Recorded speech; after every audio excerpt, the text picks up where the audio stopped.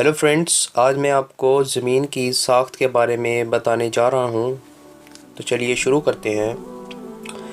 جب اس سجر زخار پانی میں نہایت زور و شور کا دھواں اٹھ چکا اور اس دھوئیں کے 7 حصے ہو کر 7 آسمان بن چکے، تو حکم رب اس پانی میں جھاگ پیدا ہونا شروع ہو گئے۔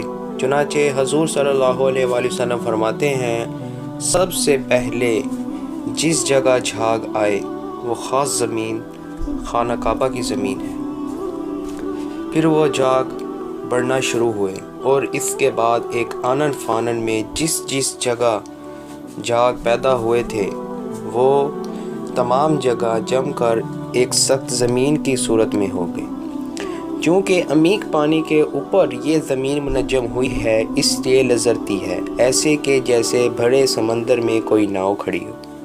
بس اسی وقت اللہ تعالیٰ نے زمین کا لرزنا ٹھہرانے کے لیے پہاڑ پیدا کر دیے، جس سے زمین کا لرزنا بند ہو گیا، جس کی نسبت مولا کریم فرماتے ہیں کہ جس نے تمہارے لیے زمین کو قرار دیا وہ اللہ کی شان ربی ہے۔ زمین پر اللہ تعالیٰ نے بڑے بڑے پہاڑ پیدا کیے، جن کی رگیں یعنی زمین کی جڑیں ان کے لیے بنا دی،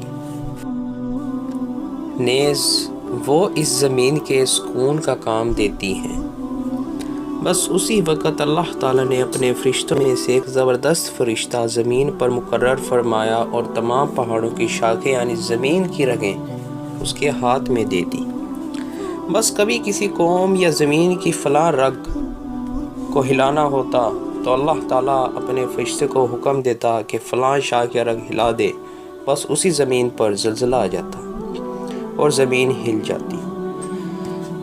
مولا کریم نے ایک زمین نہیں بلکہ اسی طرح کی 7 زمینیں پیدا کی، جسے وہ اپنے کلام پاک یعنی اللہ پاک وہ قدرت والا ہے جس نے 7 آسمان اور 7 زمینیں پیدا کی۔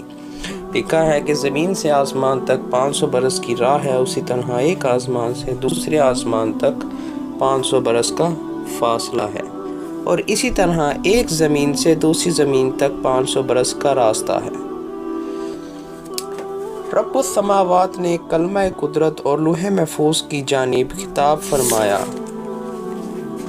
قلم نے عرض کیا، حضور کیا لکھوں؟ حضور نے فرمایا، میری مرضی کے مطابق جملہ مخلوقات کی تقدیر لکھ۔ سب لکھ دیا، اور یہ مولا کریم کی قدرت کا ایک ادنا کرشمہ تھا۔